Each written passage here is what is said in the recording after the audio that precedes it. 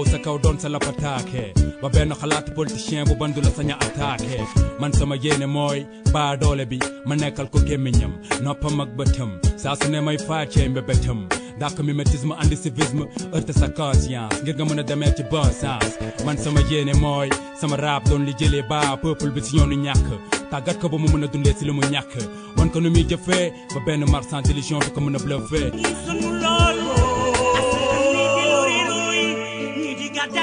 Lamine Niang, bonjour. Bonjour, Bayoumar. Vous êtes le directeur général du quotidien Le Soleil, mais également membre du comité d'initiative des cadres de Kiraï. Vous êtes un homme politique. C'est un plaisir de vous accueillir. Objection. Et merci d'avoir bien voulu accepter notre invitation. Plaisir partagé. Merci pour l'invitation.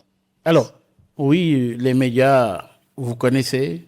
Mais déjà, pour votre parcours et votre adhésion à PASTEF d'abord, avant d'aller à Kiraï, votre parcours, vous étiez au Canada avant d'arriver au Sénégal. Oui, j'ai vécu au Canada, comme vous l'avez dit, une vingtaine d'années avant de rentrer au Sénégal lorsque j'ai été nommé comme directeur général du quotidien national Le Soleil. Le Canada, où on va dire politiquement, avant même de parler de PASTEF, où j'ai milité au sein du M23, je faisais partie donc des initiateurs de la cellule M23 Canada, donc en 2012. Par la suite, en 2016, lorsque le parti qui a été créé en 2014, on suivait de très près, on connaissait un peu les gens qui étaient dans le parti, qui l'ont créé. On écoutait le discours.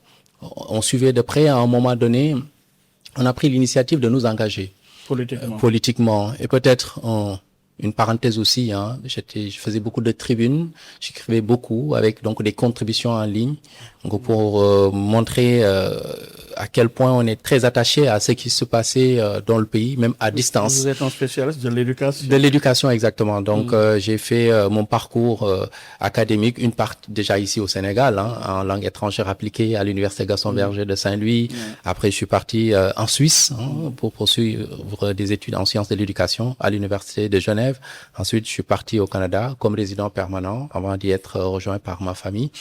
Et puis, donc là-bas aussi, j'ai poursuivi en sciences de l'éducation où j'ai enseigné donc après les 4 ans. Donc, on appelle ça, c'est le baccalauréat universitaire. Donc, après 4 ans d'université.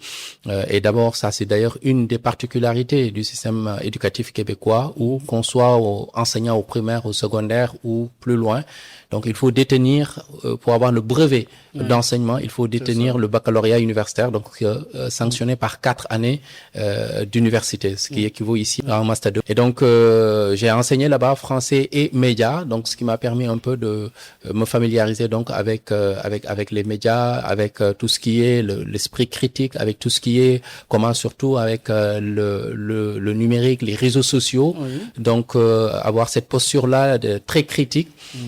Mais surtout, quelque chose de très important et que peut-être souvent j'oublie de mentionner dans l'enseignement, comment argumenter. Parce que là-bas, dans le système québécois, et c'est peut-être, on y reviendra quand on parlera de l'importance d'un débat démocratique dans la société, les élèves qui passent au secondaire, qui sont au secondaire et qui vont aller à l'université, doivent faire un texte de 500 mots dans lequel, à partir d'un sujet controversé, ils doivent écrire un texte argumentatif. Et donc, pratiquement pendant une année, ils sont préparés à ça. Et on leur apprend dans l'argumentation, donc à les différents aspects, le sujet amené déjà dans l'introduction, le sujet posé, le sujet divisé, avoir les deux aspects, et la conclusion. Mais c'est surtout pas seulement à l'écrit, mais comment aussi à travers l'oral, comment à travers les textes lus. En fait, c'est tout cela, c'est pour dire comment on prépare les jeunes, les étudiants à accepter la contradiction, à poser des sujets qu'on appelle controversés, que ce soit par exemple sur la peine de mort, sur l'avortement. Donc souvent c'est ça un sujet controversé, c'est-à-dire qui amène à ce que les parties prennent chacune une position et essaient de la défendre.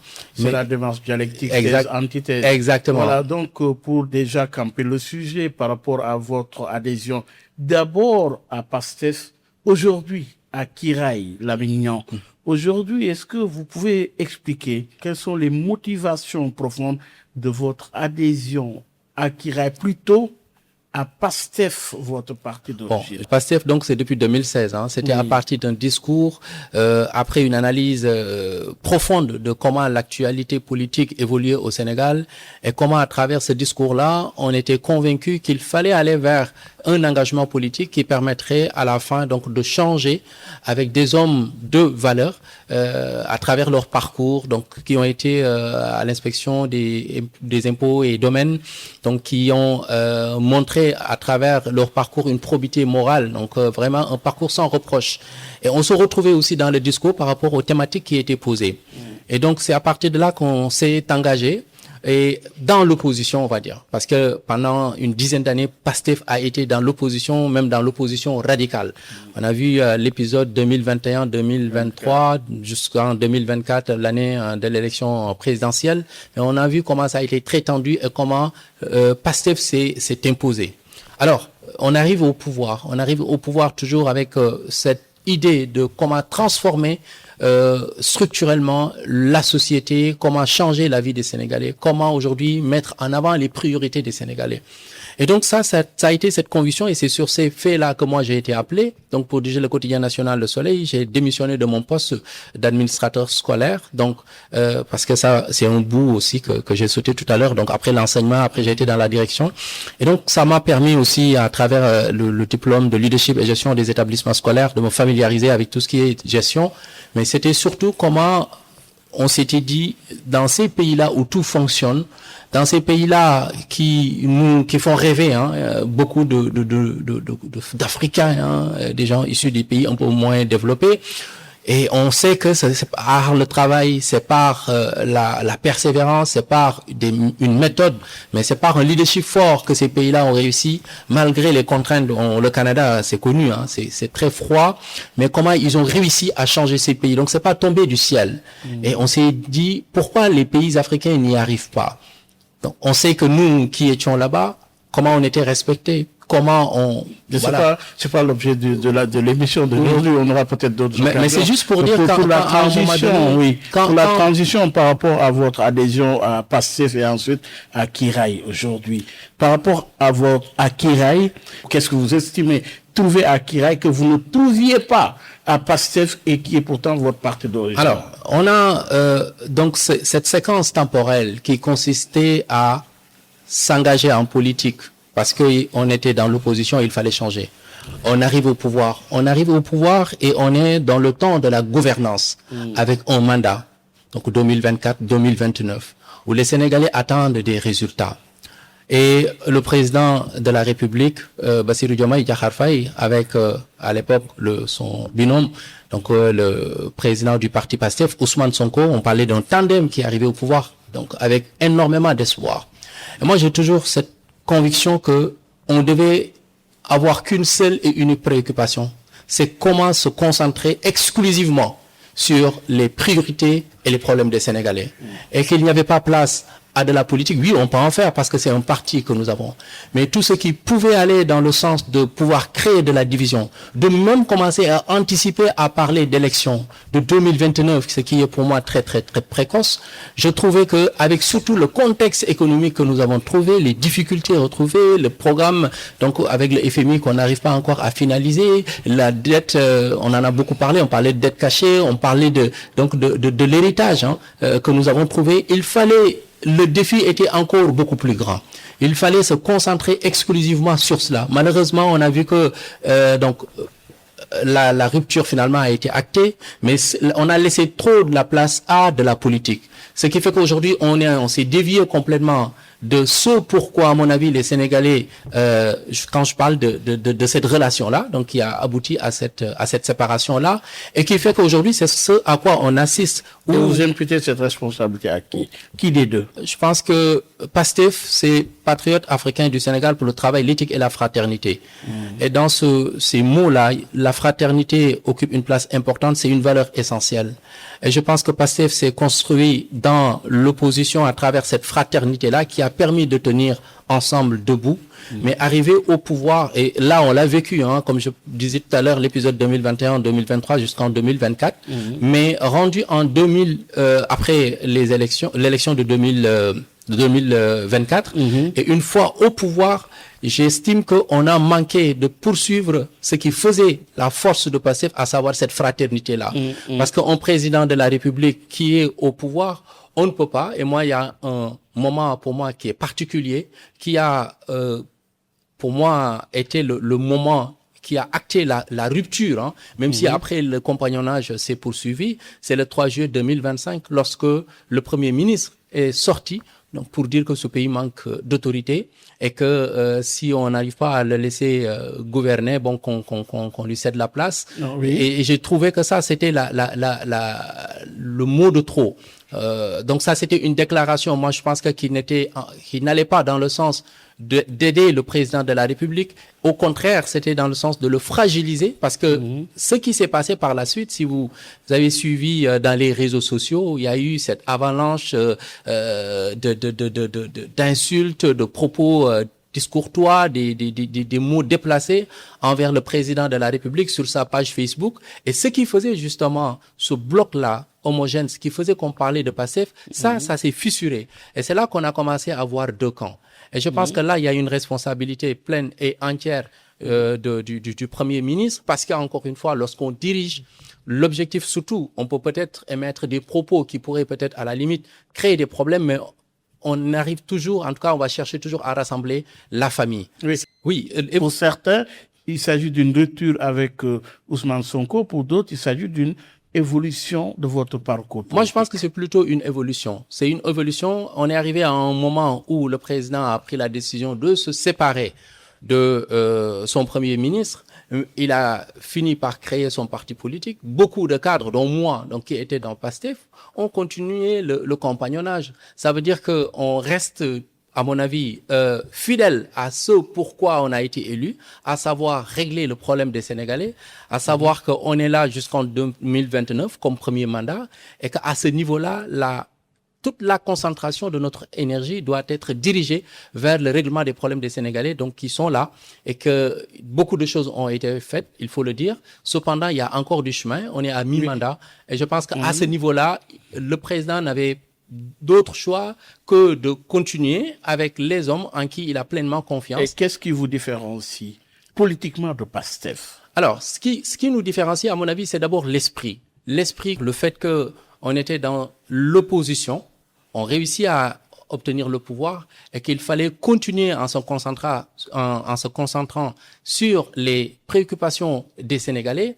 mais c'est surtout comment aujourd'hui mettre toute cette énergie-là autour des priorités des Sénégalais. Parce que pour moi, la politique, c'est ça, c'est une science de transformation de la société. Ça, on réfléchit, on conceptualise, mais on a en face des défis et on essaie d'aller de l'avant malgré ces défis-là. On ne peut pas être à l'intérieur du pouvoir, essayer de poser des problèmes, ou en tout cas ne pas être dans ce que moi, qui est une valeur que je répète, c'est-à-dire la fraternité, même quand les temps sont durs, même quand c'est difficile. Mais ce que ça fait, c'est qu'aujourd'hui, on a été obligé à un moment donné donc de nous séparer et de continuer avec donc toujours en ligne de mire le règlement des problèmes des Sénégalais. Alors que beaucoup d'observateurs estiment que votre parcours traduit une recomposition au sein de la majorité. Qu'en pensez-vous? Ben c'est-à-dire, il faut voir le contexte dans lequel Kiraï est né. Oui. C'est-à-dire, on est au pouvoir. Je pense que c'est quelque chose d'assez inédit. On est au pouvoir et le président crée son parti parce qu'il y a deux éléments. D'abord, il y a le fait qu'il fallait aller vers une organisation, donc avec plus de 400 organisations déjà qui étaient là, qui l'ont accompagné dans le cadre de la coalition, et qu'à un moment donné, il fallait aller vers une organisation de quelque chose de beaucoup plus structuré.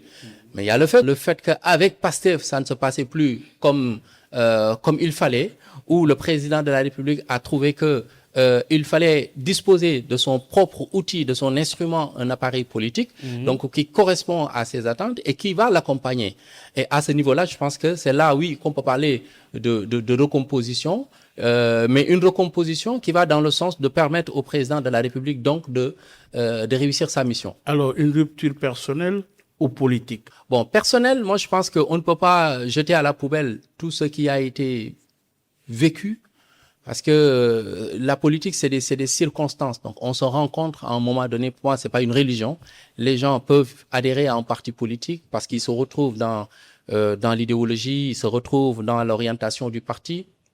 À un moment donné, des problèmes se posent. Chacun a la possibilité de continuer son chemin ou d'aller tout seul ou d'aller vers d'autres formations politiques. Pour moi, ça, il n'y a pas d'obligation à rester. Et donc, au niveau personnel, moi, je pense que, et on le sait, le président a donné le nom de son fils aîné, donc au président du PASTEF.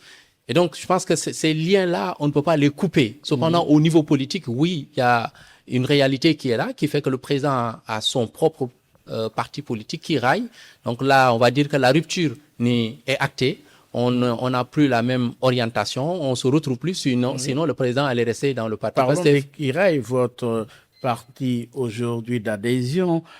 Comment se définit-elle cette formation politique? Est-ce que c'est une formation politique complémentaire ou trace-t-elle sa propre voie identitaire, sa propre voie politique? Kiraï va tracer sa propre voie politique, sa propre force, à partir de ceux qui ont accompagné le président de la République, donc dans le cadre de la coalition, à partir de ceux qui sont dans PASTEF, mais surtout, comme l'a dit le président lors de la cérémonie de lancement du parti, que c'est un parti qui est ouvert à l'ensemble des Sénégalais, donc qui se retrouvent donc sans distinction par rapport aux valeurs du parti, par rapport à au soutien qu'ils veulent apporter au président de la République, mais par rapport surtout au fait que le président de la République reste un homme ouvert, un homme d'écoute, un homme de dialogue, un homme qui tient à la cohésion nationale, à la concorde des cœurs. Et je pense que toute personne aujourd'hui qui sent le besoin et la nécessité d'accompagner le président de la République, qui se retrouve dans sa politique, et aujourd'hui, on lui souhaite la bienvenue. Avec quelle identité?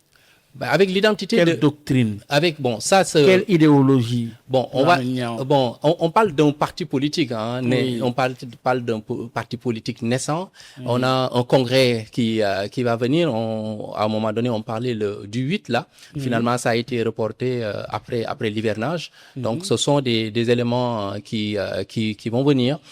Qui seront sur la place publique, expliquer à l'ensemble des Sénégalais l'idéologie. On a vu déjà les couleurs, on a vu le slogan. Beaucoup d'autres éléments vont venir donc pour davantage montrer aux Sénégalais que c'est le parti de l'avenir. Alors, parlons de l'actualité. L'Assemblée nationale déjà avec un package d'initiatives parlementaires par rapport au principe même, par exemple. Il y a des initiatives sur un étudiant, un ordinateur, un programme en termes de commission d'enquête qui va être mise en place et des initiatives parlementaires. Comment appréciez-vous ce package donc en session ordinaire à partir de ce lundi, initié par l'Assemblée nationale? En soi, c'est toujours une bonne chose pour l'Assemblée nationale dans ses prérogatives de contrôler l'action gouvernementale. Ça, c'est dans ses prérogatives. Dans son principe constitutionnel par rapport, à des questions de transparence. Absolument. Des questions de redevabilité également. Absolument. Oui. Cependant, et c'est là peut-être le bémol qu'il faut poser, c'est le contexte. Parce que n'oublions pas que l'actuel président de l'Assemblée nationale a été pendant 26 mois Premier ministre du Sénégal. 2 ans. Pendant 2 ans. Oui. Après, 2 ans jusqu'au mois de mai. Donc là, tout ce qui est aujourd'hui en train d'être posé sur la table, ce sont des problématiques qui auraient pu l'être depuis plus de 2 ans. Mieux vaut tard que jamais. Oui, tout à fait. Mais c'est juste pour dire, est-ce que l'objectif aujourd'hui, c'est justement pour répondre à des besoins de transparence, de bonne gouvernance, ou c'est simplement parce qu'aujourd'hui, il y a une rupture qui est là entre les deux et qu'aujourd'hui, on cherche à mettre les bâtons dans les roues. Sur le principe? Mais c'est ça que je dis. Sur le principe, en soi, l'Assemblée nationale peut le faire, mais c'est toujours parce qu'aussi, il ne faut pas que la politique ou les actions et les décisions publiques soient faites simplement sur la base de problèmes lorsque ça surgit ou pour empêcher à un adversaire politique, surtout avec quelqu'un avec qui on a partagé la gouvernance du pays, d'essayer de lui barrer la route, mais le faire parce que simplement c'est des convictions profondes. C'est pour ça que je reviens à cela qui est important depuis 2 ans.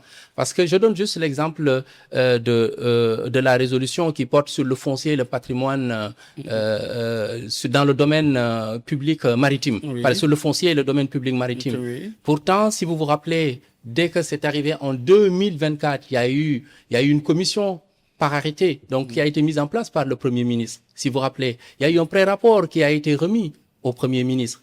Et les images existent. Au mois d'août, il y a eu le rapport final qui a été remis au président de la République en présence du Premier ministre, actuel président de l'Assemblée nationale, et des recommandations. Et depuis lors, qu'est-ce qui s'est passé?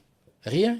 Et pourtant, on aurait pu, sur ce point-là aujourd'hui qui va être débattu lundi, ça pouvait être depuis lors envoyé à l'Assemblée nationale. Donc, initier une commission parlementaire là-dessus. Ça, on aurait pu, depuis lors, donc juger de la bonne foi des initiateurs. Ça n'a pas été le cas. Donc, si on arrive aujourd'hui à le faire, on peut se poser des questions. C'est la même chose sur d'autres points où moi, je pense que en réalité, on a l'impression qu'on est beaucoup plus dans l'objectif de fragiliser un président de la République, d'être même à la limite dans la revanche par rapport. À quelle fin? Mais c'est ça que je dis, on cherche à fragiliser un président de la République avec lequel on ne partage plus le même bord politique. Mais à quelle fin? L'objectif aujourd'hui, c'est comment saboter le reste d'un mandat, alors que on est arrivé au pouvoir, c'est un tandem qui est arrivé au pouvoir. Comment aujourd'hui, au lieu d'accompagner le président de la République, montrer que ce président-là ne mérite plus la confiance des Sénégalais, mais surtout comment, et c'est ça que je disais au départ, ce qui j'ai trouvé qui a été aberrant depuis le début, se projeter dans une élection et d'installer le Sénégal dans une phase préélectorale dès maintenant à partir de... Lamignon, le divorce politique est acté, non? Absolument, le divorce politique est acté. Mais encore une fois, parce que les gens, quand ils posent des actes, ces actes-là doivent être jugés à l'aune des convictions profondes. C'est-à-dire, on ne peut pas dire aujourd'hui que c'est sur la base de la transparence, d'un besoin de bonne gouvernance, alors que dans le fond, peut-être, on peut nous s'interroger sur la sincérité des actes qui sont posés. Et la politique, pour moi, n'exclut pas aussi les valeurs qu'on peut avancer et qui doivent l'accompagner. Il se murmure quelque part la dissolution de l'Assemblée nationale. Quelle est votre position? Bon, je pense que ça, en temps et lieu, le président de la République, s'il estime qu'il doit dissoudre l'Assemblée nationale, la décision sera prise. Mais à l'état actuel... Quelle est votre position, vous? Bon, pour moi, l'Assemblée fait son travail actuellement. On verra le moment venu ce qui sera pris comme décision. Et jusqu'à présent, également, le décret convoquant le corps électoral tarde à être publié. Qu'est-ce qui peut expliquer ce retard? Il tarde, mais ça ne veut pas dire qu'on est à la date butoir. Pour moi, c'est que souvent, on a l'impression qu'on pose un certain nombre de sujets, on pose un certain nombre de débats qui vont même entraîner une polémique, à mon avis, souvent inutile. Je pense qu'il faut, encore une fois, juger les gens sur la base des actes aussi qu'ils posent. Je pense tant et aussi longtemps qu'on se rappelle de 2022, c'est le 15 que le décret de convocation, le 15 octobre, donc à 3 mois avant, que le décret de convocation du corps électoral a été sorti. Donc là, on est encore dans les temps. Moi, je pense qu'aujourd'hui, il faut laisser ce temps-là s'écouler jusqu'au moment où, si on se rend compte qu'on a dépassé la date, et là, les gens peuvent parler, mais tant et aussi longtemps, pour moi, que ce n'est pas encore le cas. On doit se concentrer davantage, et pour moi, c'est ça la préoccupation actuelle du président de la République, se concentrer sur les priorités des Sénégalais. Et sur l'éventualité d'un couplage local-législatif, vous en dites quoi? Bon, ça aussi, si aujourd'hui, des raisons de rationalisation du calendrier électoral, donc de peut-être permettre une meilleure organisation si on va vers un couplage, si c'est ça qui s'impose, le moment venu, je pense que le président de la République, certainement après avoir consulté le Conseil constitutionnel, s'il détermine que c'est peut-être le meilleur choix avec les arguments, on pourra aller vers ça, parce que c'est pas quelque chose qui peut être exclu, même si, encore une fois, pour moi, on pose des débats, peut-être à mon avis, qui sont prématurés. L'Assemblée nationale continue de faire son travail. On a des élections locales donc qui vont se tenir au mois de janvier 2027. On a encore la date avant la convocation. Le président est dans les délais. Et à mon avis, tant et aussi longtemps que on n'est pas en faute par rapport à la légalité des actes et des décisions prises. Moi, à mon avis, on reste encore dans la spéculation politique. Et justement, Kiraï est-il ce parti politique en ordre de bataille déjà par rapport justement en perspective de ces élections? Certainement, parce que il y a le fait qu'aujourd'hui, vous l'avez suivi, plus de 300 maires donc qui sont venus rejoindre Kiraï sur les 557. Donc la moitié aujourd'hui de plus de la moitié, on va dire, des maires donc qui ont rejoint le camp présidentiel. Et comment se prépare-t-il ce parti par rapport à ces élections à venir? Bon, encore une fois, concrètement, c'est dans la massification. On voit la superviseure générale, on voit les responsables de Kiraï, donc qui sont sur le terrain. C'est de continuer la massification, c'est d'aller vers les Sénégalais, défendre le projet du président de la République, défendre le parti. Et à mon avis, au fur et à mesure qu'on verra, mais ce qui est certain aujourd'hui, c'est que dans la réalité des faits, c'est qu'aujourd'hui, c'est un parti de façon inédite pour la première fois lors de sa création qui reçoit autant de maires qui sont venus le rejoindre. Et c'est d'autant plus important qu'on parle ici d'élections locales. Donc l'enjeu est énorme. Et la transhumance? Bon, la transhumance, c'est quelque chose effectivement qui avait toujours été critiqué. Mais je pense qu'aujourd'hui... Par vous-même de l'opposition à l'époque. Oui, on l'a critiqué. Et vous l'acceptez aujourd'hui? Je sais pas, c'est pas qu'on l'accepte. Moi, j'ai toujours dit que, et le président l'a également répété, je pense qu'aujourd'hui, au Sénégal, on doit être capable d'accepter que quand les gens se retrouvent dans une vision qu'ils partagent, que ces gens puissent rejoindre cela. Aujourd'hui, je donne juste un exemple. Le président de la République, depuis qu'il est arrivé au pouvoir, il a toujours appelé à l'ouverture, il a toujours appelé au dialogue, il a toujours appelé aux compétences. Ça ne veut pas dire qu'aujourd'hui, quand il y a des Sénégalais, que ce soit dans le domaine politique, dans le domaine même de compétences professionnelles, quand des Sénégalais aujourd'hui peuvent apporter quelque chose et qu'ils se retrouvent dans la vision... Mais qu'ils se déchargent de leur mandat? Bon, électif, parce qu'au départ, ils ont été élus sur la base des convictions d'un parti politique. Si on n'est plus à l'aise, mais on n'a qu'à se décharger de ce mandat et aller rejoindre le parti. Mais pour moi, il faut laisser ce choix-là aux électeurs. Les électeurs jugeront. Oui, mais si entre-temps, vous portez le mandat d'un parti politique, et vous vous déchargez et allez rejoindre le parti de votre choix. Mais on ne peut pas demander à un maire qui décide. Oui, mais vous ne pouvez pas parler d'éthique et en même temps. Non, même si à la base, il partait d'une organisation politique. Oui. Mais quand à un moment donné, qu'il se retrouve plus dans ce parti politique et que sur la base peut-être d'une discussion. Existe Macky Sall, quand il avait décidé de quitter le PDS, il s'est déchargé de ses mandats électifs. Oh, mais c'est des choix. Pour moi, c'est des choix. Mais ça ne veut pas dire qu'aujourd'hui, ça présume ou ça dénote d'un manque d'éthique ou de quelqu'un qui n'a plus... Tout comme, c'est des choix. Oui. C'est des choix, ça ne veut pas dire. Parce qu'aujourd'hui, ce sur quoi les populations, à mon avis, vont juger les maires, c'est le bilan qu'ils vont leur présenter. Non, mais c'est le bilan qu'ils vont leur présenter. Très simplement, au départ, vous sollicitez le mandat d'un parti politique qui défend une ligne très claire. Si vous décidez et si vous n'êtes plus à l'aise par rapport, mais vous vous déchargez, c'est ça qui est logique, non? Mais c'est évident. Ça peut être un choix. Par exemple, si les réformes même sont appelées dans ce sens. Bon, mais dans ce sens-là. Mais justement, encore, c'est un débat que l'on pose. Est-ce qu'il faut aller vers ça? Ça peut l'être. Par exemple, si aujourd'hui il y a une loi ou, par exemple, il y a un texte ou quelque chose qui le dit, on sait que tout maire qui va décider de ne plus être sous la même bannière que celle qu'il avait amenée à la mairie, décide d'aller rejoindre un autre camp politique, donc de se décharger. Mais il n'y en a pas encore. Donc là, on pose la question éthique ou la question de... c'est assez subjectif. C'est pour ça que je dis que c'est d'ordre personnel si la personne décide de rejoindre... moi, par exemple, je peux être dans un parti qui m'a amené à être maire d'une d'une localité et que je fasse mon travail comme il faut et que je décide que, par exemple, pour les prochaines élections, quand je décide d'aller... n'est-ce pas, votre président apprécie sur la base de l'appartenance.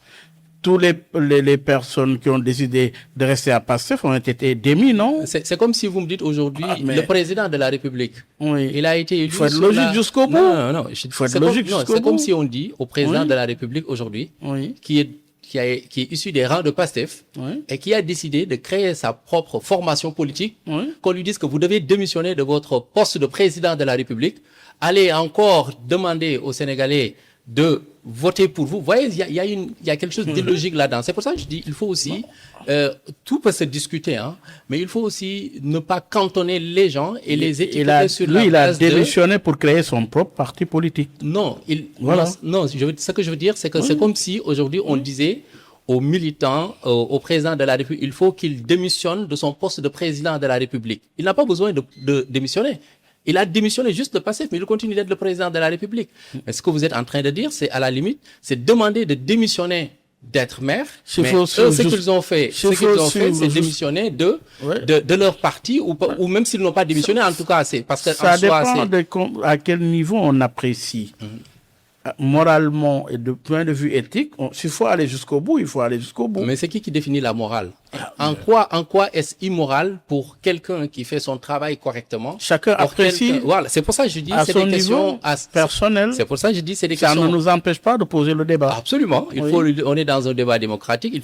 Il faut parler de tout. Mais ce que je suis en train de dire, c'est qu'aujourd'hui, c'est aux électeurs aujourd'hui de juger. Et à mon avis, les électeurs, ils ne jugeront pas sur la base parce qu'il était dans tel parti et que finalement qu'il a quitté pour aller vers un autre parti, qu'on votera pas pour tel ou tel maire. Je pense qu'aujourd'hui, ce qui fera qu'on vote pour quelqu'un, c'est principalement sur la base des résultats qu'il a donnés. Continuons à parler de Kiraï. Quelle est la place de Kiraï dans la nouvelle configuration politique? Bon, Kiraï, comme je le disais tout à l'heure, donc est arrivé majorité au pouvoir, parti au pouvoir, mais dans l'espace politique. C'est un parti au pouvoir, donc c'est Kiraï qui dirige. Et comment on a dit Kiraï qui dirige, oui, avec comme c'est le président de la République. Aujourd'hui, on sait qu'il y a des directeurs généraux, donc des ministres qui sont avec le président de la République, qui sont de Kiraï. Donc il y a l'appareil politique est en place. Donc, le président de la République qui le dirige, il est lui-même donc le président de la République. Donc, c'est le parti aujourd'hui. Et quel rôle dans la nouvelle configuration politique? Quel rôle? C'est un parti au pouvoir. C'est clair que les autres partis de l'opposition vont chercher à conquérir le pouvoir, donc à essayer eux aussi, comme nous l'avons fait quand on était dans l'opposition, donc d'arriver au pouvoir. Donc l'essentiel, c'est de le faire avec les règles de l'art, des règles démocratiques. Pour soutenir l'action gouvernementale. Ben, idéalement, parce qu'aujourd'hui, comme je l'ai dit, on a vécu, nous sommes dans le gouvernement, donc on accompagne le président de la République. Il est en train de faire du bon travail. Et à mon avis, aujourd'hui, le Sénégal, il faut le dire, a traversé une période assez difficile depuis 2021, une période de crise politique majeure. On est arrivé au pouvoir avec toutes les difficultés rencontrées au début. Et quelle réponse du gouvernement? Quel défi, quelle réponse par rapport aux préoccupations d'emploi, même les inondations? Mais les réponses, je pense qu'aujourd'hui, si on regarde, par exemple, le programme, le document de programmation budgétaire et économique pluriannuel, donc qui aujourd'hui démontre que la trajectoire prise par le gouvernement est à saluer. Parce qu'aujourd'hui, lorsqu'on voit que l'économie est portée par l'exploitation des hydrocarbures, on est à plus de 6,47% donc de croissance, donc plus de 28% des exportations, et qu'on voit aujourd'hui que le déficit, on parlait au tout début entre 11, finalement, après les audits, on est arrivé à 13% en 2024. Cette année, on est à 6,40 et c'est en train de baisser. On sait que l'objectif, c'est d'aller à 3% pour être dans la norme de l'UEMOA en soi. Et malgré tout ça, on a vu qu'on a réussi à maîtriser tout ce qui pouvait être une augmentation des denrées de première nécessité. Les subventions se poursuivent. Je pense que c'est un contexte difficile où on n'arrivait pas à avec le programme du FMI donc qui a été interrompu et avec tout ce qu'on a connu avec la dégradation de la note souveraine du pays, on a vu aussi comment ça a été difficile d'accéder à certains certains bailleurs pour nous accompagner. Et je pense que malgré tout ça, il y a une belle résilience de l'État dans ce contexte aussi économique difficile au niveau international. On a vu avec la guerre de l'Ukraine, on a vu avec tout ce qui est en train de se passer dans le monde. Et je pense que malgré tout ça, ce qui est important, c'est comment aujourd'hui aussi cet État, depuis son arrivée, a fait de la bonne gouvernance, a fait de la transparence, a fait de la reddition des comptes, a fait surtout de la préoccupation des Sénégalais une priorité. Je pense que contrairement à peut-être ce à quoi on était habitué depuis presque pendant 5 ans, on va même dire plus de 10 ans, où on parlait de il y a des choses qui ont été faites qui sont bien en termes d'infrastructure, mais que c'est sur le plan immatériel où il y avait beaucoup à dire et qui faisait que peut-être même l'ancien régime a été sanctionné. Je pense qu'à ce niveau aujourd'hui, le pouvoir en place est en train de se distinguer très très positivement. Aujourd'hui, malgré tout ce que j'ai dit en termes de difficultés économiques, quand même le pays continue de rester, le Sénégal continue de garder une bonne signature. Le Sénégal aujourd'hui continue, on l'a vu récemment avec les 340 milliards de financement de la Banque mondiale. Il y a de belles perspectives qui se dessinent. On sait qu'on sortait d'un contexte aussi en termes d'investissement. On a vu le rapport du World Investment Report, donc qui montrait aussi comment le Sénégal a reculé au niveau des investissements. Et tout cela, à mon avis, et avec ce qui est en train de se passer, il y a quand même une embellie. Il y a une embellie et il y a aujourd'hui, il y a de quoi être optimiste par rapport à l'avenir. Et je pense qu'aujourd'hui, le fait on le souhaite, en tout cas, la signature avec le FMI d'un nouveau programme qui permettra aussi, ultimement, de pouvoir aller chercher d'autres bailleurs et de faire venir de l'argent davantage au Sénégal, mais surtout d'inviter plus d'investisseurs qui vont venir, parce que aussi, tout passe par la solidité aussi de nos institutions. Et les investisseurs, ce qu'ils cherchent, c'est d'abord comment est-ce qu'il y a une certitude, est-ce qu'il y a une stabilité, et tout ça, ça passe aussi par une certaine accalmie et voilà, une stabilité institutionnelle. Oui, et justement, par rapport aux attentes des Sénégalais, moins du côté institutionnel que des résultats palpables sur justement le vécu des Sénégalais avec la vie moins chère, elle est trop chère de toute façon, vous l'avez constaté. Je pense que c'est là où il y a une belle résilience, comme je le disais. Par exemple, si vous avez voyagé, vous allez voir que avec la guerre en Ukraine et les attentes sont très fortes de ce côté. On parle de l'Ukraine, mais les attentes sont très fortes. Tout à fait. Ce que j'étais en train d'expliquer, c'est que si vous regardez, par exemple, avec ce qui s'est passé, la guerre en Iran, avec la montée. Moi, j'étais au Canada il y a pas longtemps, et j'ai vu comment le prix de l'essence a augmenté dans les pays occidentaux. Ils ont tous reçu le contre-coup donc de cette guerre-là.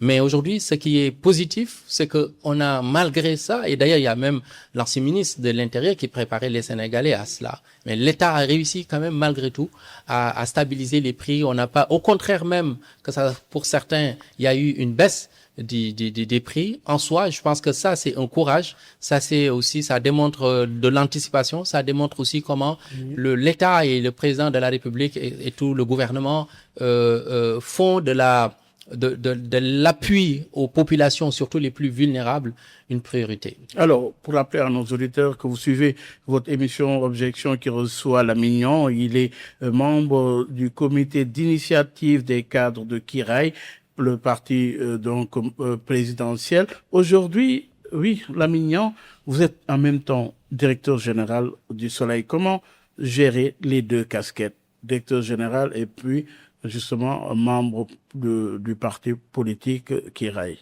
Alors, moi je pense qu'il y a une question ici qui est fondamentale, et ça c'est déjà de façon au niveau personnel. Oui. De faire la distinction entre mon appartenance politique, comme je l'ai toujours été, j'étais de PASTEF déjà. Oui, mais comment gérer les deux responsabilités? J'y réponds parce que j'étais dans PASTEF et je pense que jusqu'ici, ça n'a pas d'être dans le traitement de l'information au niveau du quotidien national Le Soleil. Donc, et d'ailleurs, au contraire, on a reçu énormément de retours positifs par rapport à la ligne éditoriale, donc qui Parce qu'il y a un n'a pas conflit changé. d'intérêts. Non, absolument pas, parce que je pense que nous avons des journalistes qui sont bien aguerris, chevronnés, des journalistes expérimentés, qui travaillent en toute indépendance. Et où placez-vous la frontière entre les deux? Bon, c'est de rester sur la ligne éditoriale. La ligne éditoriale est claire. C'est-à-dire aujourd'hui, c'est de continuer à accompagner l'action gouvernementale, c'est aujourd'hui d'accompagner les politiques publiques et de veiller à la cohésion nationale. Comment garantissez-vous au niveau institutionnel l'indépendance éditoriale du journal? Mais l'indépendance éditoriale, c'est qu'aujourd'hui, il n'y a pas quelqu'un, par exemple, derrière qui va dire vous devez traiter de tel sujet. Donc, c'est par rapport à l'actualité, comment on le traite. Donc, comme je le disais tout à l'heure, avec une rédaction bien huilée, qui sait exactement qu'est-ce qui aujourd'hui fait l'actualité et quelles sont les activités, par exemple, qui surtout, et ça c'est très important, qui ont un impact sur la vie des Sénégalais, comment, à travers nous, ce que nous faisons comme de grands reportages proches des préoccupations des populations. Et d'ailleurs, ça fait partie des changements majeurs apportés avec de nouvelles rubriques. Donc, le fait qu'on soit passé de 24 à 32 pages en mettant davantage l'accent sur tout ce qui est éclairage, tout ce qui est explication avec le fait du jour. Et je pense qu'aujourd'hui, c'est pas seulement au niveau politique, parce que ça aussi, il y a les pages dédiées à la politique, mais c'est surtout tout ce qui touche, et c'est là où même je le vois très souvent par rapport à Sud, où je le disais, il y a une proximité par rapport à tout ce qui n'est pas seulement juste sous politique. Et si vous regardez les unes, c'est ce qui fait l'actualité, ce que le gouvernement est en train de faire comme travail. Et quand je parle du gouvernement ou le président de la République, c'est pas la personne en tant que chef d'un parti politique, mais en tant que président de la République, de tous les Sénégalais et au niveau institutionnel. Comment garantissez ceux qui craignent une influence politique dans votre approche? Parce que je pense que c'est même impensable. C'est impensable. Moi, je pense qu'aujourd'hui, c'est pas une question qui. Voilà, on peut poser la question, mais au sein de la rédaction, ce n'est aucunement une possibilité qu'il y ait cette influence-là politique. Cependant, la ligne éditoriale, là, elle reste très claire par rapport à ce que le Soleil doit faire en tant que média public, comme la RTS, comme les autres. Oui, mais c'est un média public, Le Soleil. Oui, justement, ce média public. Oui. Donc, comme je le disais tout à l'heure, à travers les préoccupations des Sénégalais, comment aujourd'hui, si vous lisez Le Soleil, donc on est passé à... Doivent-ils accompagner les politiques publiques ou garder une ligne critique quand même dans le traitement? Avant même de parler de ligne critique, c'est d'abord la véracité de l'information. C'est-à-dire on ne cherche pas à faire le buzz. C'est-à-dire c'est la crédibilité d'abord de l'information. De l'information donc traitée, donc à la source, par des journalistes qui vont sur le terrain, donc qui vont à la source de l'information, qui le traitent et qui le sortent et qui ne fait l'objet d'aucune forme, en tout cas possible. Cela relève de l'évidence. Mais c'est pas toujours le cas. Mais comment doivent-ils accompagner les politiques publiques ou incarner une certaine critique par rapport justement aux politiques publiques? Mais la critique, elle est là dans le sens où à chaque fois, par exemple, que c'est nécessaire, à travers les reportages, d'essayer d'aider. C'est un outil d'aide aussi à la décision publique. Parce que l'objectif, c'est pas de dire on va être dans la critique, pas critiquer pour critiquer. Et moi, je pense que c'est ça qui est important aujourd'hui. Parce qu'il y en a déjà qui le font très bien. Mais c'est d'être capable aujourd'hui, c'est quoi les préoccupations des Sénégalais? Aujourd'hui, on est dans une dynamique de transformation. Qu'est-ce qu'il faut faire pour que les Sénégalais soient informés et bien informés de c'est quoi, par exemple. Aujourd'hui, vous savez, moi je me dis, le Sénégalais qui est dans une zone, je ne vais pas citer de nom, mais dans une localité très reculée, et qui rencontre des difficultés d'accès à l'eau, par exemple, ou par exemple à écouler le produit, les produits des soins de santé de qualité. Pardon? L'accès à des soins de santé de qualité. Oui, c'est ça. Ouais, je parle de tous ces exemples, en fait, qui sont réellement les préoccupations des Sénégalais. Et comment aujourd'hui, nous, on est prêts à mettre de l'argent. Quand je dis mettre de l'argent, c'est-à-dire d'envoyer une équipe de reportage sur place. On sait que l'information a un coût, même si c'est dans le fin fond du Sénégal, de revenir avec cette information-là et de parler de la réalité des Sénégalais. D'exercer un regard critique et indépendant sur l'action publique. Oui, absolument. Et c'est ça. C'est-à-dire aujourd'hui, quand on le dit, on peut dire, mais là, l'État, quelqu'un peut-être qui l'interprète différemment, pourrait dire l'État a failli. Oui. Pourrait dire l'État a failli parce qu'on Oui. parle des problèmes des Sénégalais. Et c'est tout le contraire, à mon avis. C'est comment aujourd'hui, là où peut-être l'État n'est pas, ou en tout cas où l'information n'a pas été remontée suffisamment, où le travail de journaliste qui est là aussi, qui est un bien commun, De mettre le doigt. de mettre le doigt là-dessus et d'amener peut-être l'État à se dire, ah, le soleil l'a dit, comme d'autres aussi pourraient éventuellement le dire, qu'aujourd'hui, c'est ça aussi l'information, que ça soit utile donc pour la décision publique, utile aussi pour que les Sénégalais, d'où qu'ils puissent se trouver, se sentent aujourd'hui concernés par tout ce qui se passe et que ça soit pas juste une affaire d'élite, que ça soit pas seulement une affaire des gens qui sont dans les zones urbaines et que peu importe qu'on se trouve, que ces préoccupations-là et pas seulement d'ordre social, que ça soit d'ordre religieux, que ça soit d'ordre culturel, parce que souvent, comme je le dis, ça peut ne pas faire le buzz, ça peut ne pas être sensationnel, mais qu'on sait que même si ça touche une minorité, mais que l'État soit conscient de ces situations-là et arrive à les régler. Lamine, peut-on défendre l'intérêt public tout en gardant l'esprit critique? Absolument. Et c'est là peut-être le travail aujourd'hui qu'on est amené à faire, et ça part de même de l'éducation. Où aujourd'hui, j'ai l'habitude de le rappeler, une des compétences du 21e siècle, en plus de développer un leadership, la collaboration, la communication, c'est le développement aussi de l'esprit critique. Et dans nos sociétés aujourd'hui, c'est un enjeu de taille parce que avec surtout les réseaux sociaux, les plateformes numériques, où on crée ce qu'on appelle le biais de confirmation parce que les algorithmes font que on se retrouve à lire, à être seulement dans à voir seulement les publications, en tout cas les positions de celles et ceux avec lesquels on partage les mêmes opinions. Et ce que ça fait, c'est qu'aujourd'hui, on reste seulement cantonné dans cette vision-là. Et qu'on voit les autres comme des adversaires, à la limite même comme des ennemis. Et c'est là où ce travail-là doit se faire déjà à l'école, ou doit se faire aussi par les médias, et doit se faire aussi dans la société de façon générale, pour que justement qu'on puisse continuer à défendre l'intérêt public tout en ayant cet esprit critique qui est nécessaire et qui fait qu'on pourra vivre en harmonie sans nécessairement se regarder en chien de faïence, sans se voir comme des ennemis. Où se situe dès lors la limite, la frontière entre la communication institutionnelle et information d'intérêt public? La communication institutionnelle donc relève de tout ce que l'État fait comme action, donc comme action gouvernementale, donc les décisions prises, les rencontres et autres. Donc tout ce qui est d'intérêt et qui est d'intérêt public, il faut le dire, parce que les décisions qui sont prises ont un impact direct sur les populations. Donc tout ce qui est d'intérêt public ou qui relève de la communication, donc de la population, donc c'est par rapport au vécu aussi des populations et qui, comme je le disais tout à l'heure, mérite aussi d'être remonté pour que les bonnes décisions soient prises par les autorités. Alors, de ce point de vue, est toujours le rôle d'un média public. Parlons-en, le rôle d'un média public. Selon vous, les médias publics doivent-ils, de ce point de vue, continuer dans la même lancée de manière équilibrée dans un contexte de tension institutionnelle? Oui, je pense qu'il faut qu'ils continuent à traiter de l'information, il faut qu'ils continuent à informer les populations de la façon, et c'est là où c'est important à mon avis, la crédibilité de l'information.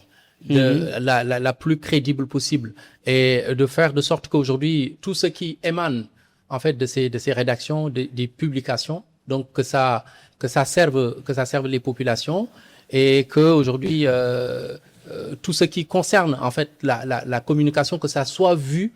Et c'est pour ça qu'il y a un rapport qui est sorti en France de l'autorité de régulation de l'audiovisuel et de la communication qui montrait que environ 70% de la population, 69 pour être plus précis, continuait de faire confiance aux journalistes.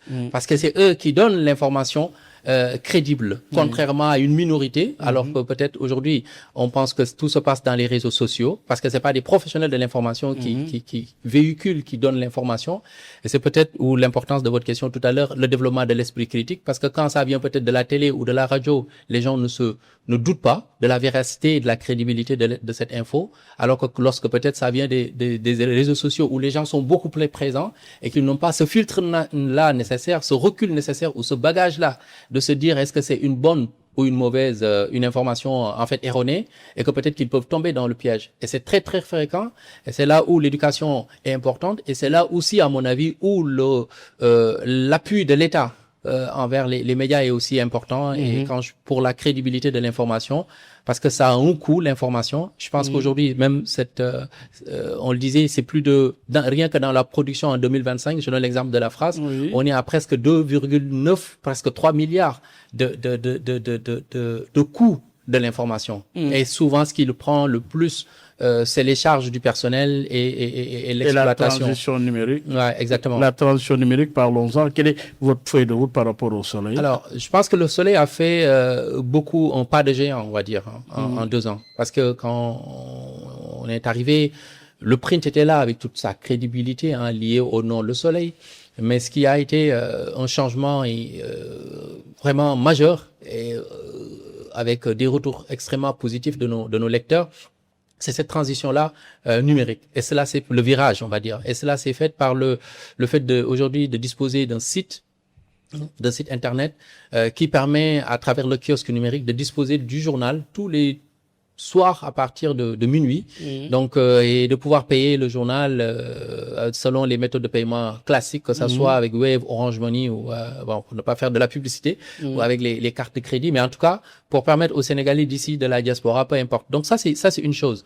Mais c'est aussi comment aujourd'hui on a réussi à travers notre présence dans les différentes plateformes, dans les réseaux sociaux, mais comment aussi on a réussi à le modèle économique. Oui, le modèle, parce que c'est un lien. Aujourd'hui, on sait qu'aujourd'hui ce qu'on avait avant comme recette publicitaire venant du print, on l'a perdu. On sait qu'il y a les géants, les GAFAM, Google, Amazon et autres aujourd'hui, donc qui captent la plupart de ces recettes publicitaires et qui aujourd'hui ne reversent pas. Et d'ailleurs, c'est pour ça que, à mon avis, toutes les questions politiques, parce que le législateur peut en parler, mais c'est très important peut-être de repenser à comment aujourd'hui cette manne financière que nous sommes en train de perdre et que malheureusement le débat n'est pas posé, pour moi ça c'est une des priorités, parce qu'aujourd'hui au Canada par exemple il y a une loi C-18 qui a amené même contraint les géants, surtout Meta, à reverser jusqu'à 100 millions aux rédactions.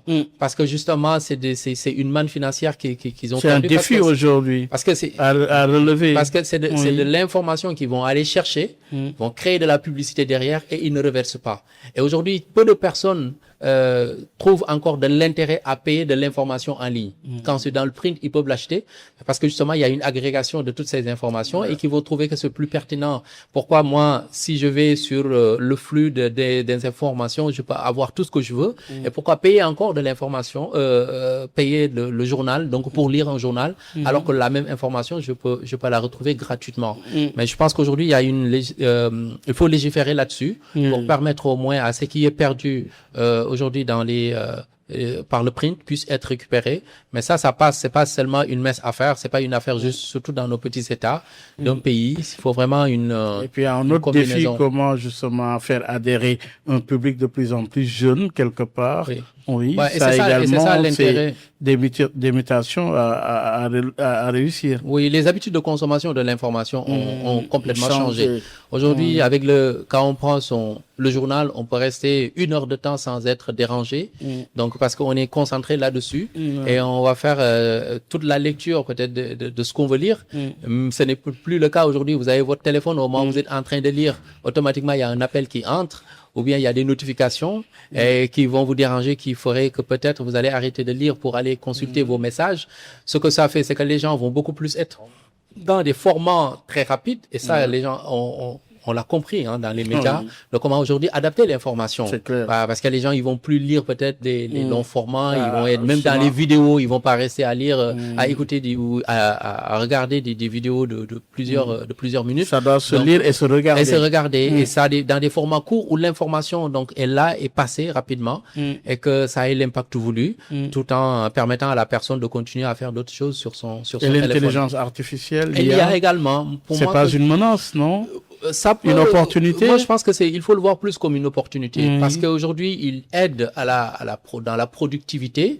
C'est sûr que pour le journaliste, c'est de continuer ce que l'IA ne peut pas faire. Bon, même si de notre côté, l'IA peut toujours collecter de l'information à travers les données, mais le fait d'être présent sur le terrain, le fait d'interviewer, le fait de prendre de l'information à la source peut-être c'est ça que l'IA encore ne peut pas faire. Maintenant, en termes de traitement de texte, en termes de correction, il y a des outils IA qui existent, qui permettraient aujourd'hui de ne peut-être plus passer vraiment d'avoir autant de monde comme avant, ou même au niveau infographique, ou ce qu'une personne peut faire.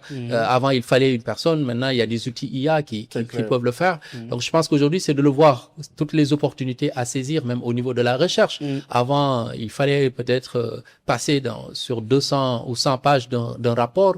Aujourd'hui, il y a une possibilité de le parcourir en 3-4 pages avec une synthèse. Et quel indicateur vous permet de dire aujourd'hui que vous avez réussi la transformation au soleil? Quel indicateur? Moi, je pense qu'aujourd'hui, c'est d'abord le retour, parce que c'est de l'information qui est donnée au public. Donc, avec des lecteurs. Je pense que lorsque les lecteurs nous font un retour, déjà pour moi, satisfaisant de nos productions, c'est déjà un bon indicateur. S'il y a les ventes, parce qu'il faut le dire, on n'avancera pas de chiffres, mais je pense qu'aujourd'hui, c'est clairement, oui, les ventes ont augmenté. On va pas dire, parce que le print, et c'est généralisé, des fois, c'est de moitié même que les ventes au numéro ont baissé, les abonnements également, avec l'essor du numérique. Mais en tout cas, nous, au niveau du Soleil, on a vu quand même une belle progression de nos ventes, quoique c'est encore très très en deçà peut-être de nos attentes. Mais en soi, c'est un bon indicateur. Mais aussi le fait d'être dans les réseaux sociaux, pas seulement dans les réseaux sociaux, mais dans le digital de façon générale, que ça soit sur le site internet, que ça soit les abonnements. Donc on le voit, il y a des gens aujourd'hui qui s'abonnent sur les deux, print et digital. Il y en a qui s'abonnent exclusivement dans le paywall. Donc, tout ça fait qu'aujourd'hui, on a la possibilité au moins de nous adapter, donc par rapport aux besoins du consommateur, ou pour ne pas dire du lecteur. Alors, une dernière question entre votre ambition, votre engagement et votre responsabilité. Quelle priorité? La priorité, c'est l'engagement. L'engagement au service de la société de façon générale, et qui va inclure notre engagement professionnel, personnel.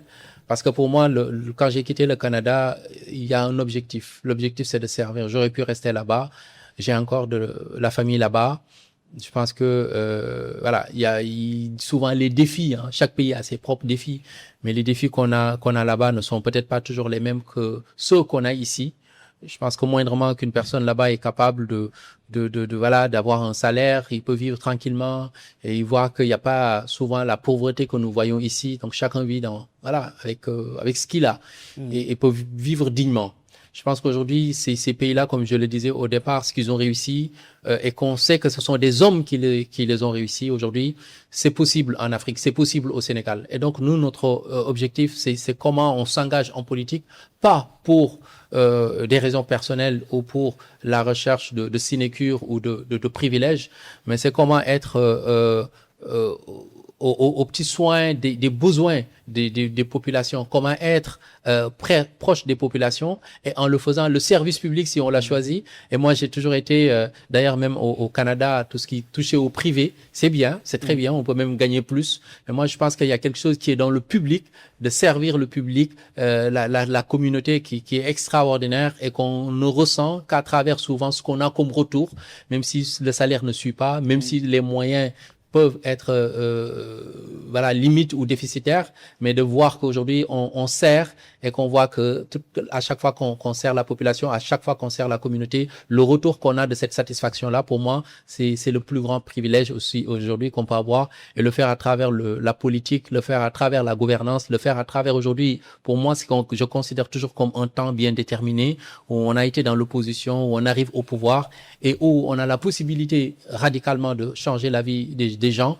En tout cas, à tout le moins d'avoir un impact. Pour moi, ça c'est hyper important, et ça fait qu'aujourd'hui c'est ça qui est pour moi extrêmement important et valorisant. C'est ce que Milan Kundera disait, qu'aujourd'hui, au lieu de rester dans la tribune à seulement critiquer, de descendre sur le terrain dans un environnement hostile qui est beaucoup plus difficile que la critique. Et voilà, exactement. Mais les deux à la fois. Et de participer aujourd'hui dans... Incarnons les deux à la fois. Et de participer... La synthèse. Exactement. Et de participer dans la construction d'une société, de quelque chose qui n'a pas de fin. Et pour moi, ça, c'est quelque chose de très valorisant et qui nous donne une grande satisfaction avec tous les défis, avec tout le challenge qui est derrière. Mais que quand qu'on se rend compte que aujourd'hui, on a au moins réglé des problèmes, qu'on a au moins résolu des problèmes, des problématiques et que voilà, on peut dormir tranquillement. Et je pense qu'aujourd'hui, c'est de dire aussi qu'on a hérité d'une société où il y a des devanciers qui ont beaucoup fait, avec énormément de sacrifices, et qu'aujourd'hui, comme on dit en Wolof, donc il faut que nous aussi qu'on perpétue cela et qu'aujourd'hui on le fait surtout dans un contexte, à mon avis, et c'est pour ça que le président, à mon avis, de la République a besoin du soutien de tout le monde. C'est vrai, on est dans une démocratie, il faut une opposition, il faut que voilà, qu'il y ait de l'aspiration, de l'ambition, c'est légitime. Mais je pense qu'à un moment donné, il faut une convergence, il faut une union sacrée par rapport aux défis qui se posent aujourd'hui. Et le Sénégal, contrairement à comment évolue le monde, comment aujourd'hui les défis qui se posent, on a plus besoin de cohésion, on a plus besoin de dialogue, on a plus besoin d'ouverture, on a plus besoin de sérénité surtout. On a besoin de cela parce que il y a rien qui peut se faire. Moi, c'est quelque chose qui a été en tout cas une dynamique dans laquelle je me suis inscrite. C'est comment rien ne peut se faire sans un climat social apaisé. Stable. Et on l'a réussi au soleil, ce qui fait que les gens sont productifs, ce qui fait que les gens vont être beaucoup plus engagés dans le travail. Et à la dimension d'un État, je pense que c'est là où c'est encore beaucoup plus important. Chacun peut avoir ses positions, mais en aucune façon, je pense que surtout par rapport aux 2 ans et quelques qu'on a passé et qui comportaient des difficultés, aujourd'hui, il y a un mandat encore qui reste où vraiment il faut de l'union, il faut vraiment cette cohésion-là pour arriver à régler les problèmes des Sénégalais, parce que ni moi ni peut-être vous ou d'autres aujourd'hui qui peuvent avoir un salaire aussi petit soit-il, mais au moins qui peuvent vivre dignement. Il y en a aujourd'hui, quand on sort dans la rue, des Sénégalais vraiment qui rencontrent des problèmes. Et ces Sénégalais-là, c'est de notre responsabilité, à mon avis, de voir comment les sortir de ces difficultés-là. Et c'est pas par des querelles politiques constantes, c'est pas par toujours l'ambition de je veux être devant, je veux diriger le pays que ça va se faire. Il faut à un moment donné se concentrer sur l'essentiel. Et pour moi, c'est l'essentiel aujourd'hui, c'est les préoccupations des Sénégalais et c'est comment aujourd'hui le président de la République s'inscrit dans cette dynamique-là. Merci beaucoup, Lamignon. C'est le mot de la fin. Ça a été un plaisir. Et justement, oui, vous avez parlé de cet héritage consenti, beaucoup de sacrifices, et c'est l'occasion de rendre hommage à ceux-là, comme les Chérif El Walid Sey, même Babacar Touré, qui étaient de passage au soleil. Absolument. Abdoulaye Ndiaga Sylla, Abdallah Faye, Chérif El Walid Sey. Toutes ces grandes figures, effectivement, qui ont honoré, je dirais même pas comme le quoi, métier. c'est la complémentarité. Oui, bien sûr. Entre les deux canaux, l'audiovisuel, la presse écrite. Absolument. Merci encore une fois. C'est moi, merci Bayoumar. Mesdames, Messieurs, merci de nous avoir suivis. Rendez-vous dimanche prochain avec un autre invité sur la même fréquence. Vous gardez l'écoute, vous y êtes, vous y restez. Place cette fois-ci avec Janobi et El Hadj Malick Ndiaye. Au revoir. Merci encore une fois. Merci. mbow yu may mbow sa kaw doon sa lapataake ba benn xalaatu politicien bu bandu la saña attaqué man sama yéene mooy baa doole bi ma nekkal ko gémmiñam noppam ak bëtam saa su ne may faacee mbébétam dàq mimétisme andi civisme heurte sa conscience ngir nga mën a demee ci bon sens man sama yéene mooy sama rap doon li jëlee baa peuple bi si yoonu ñàkk tàggat ko ba mu mën a dundee si li mu ñàkk wan ko nu muy jëfee ba benn marchand d'illusion du ko mën a bluffé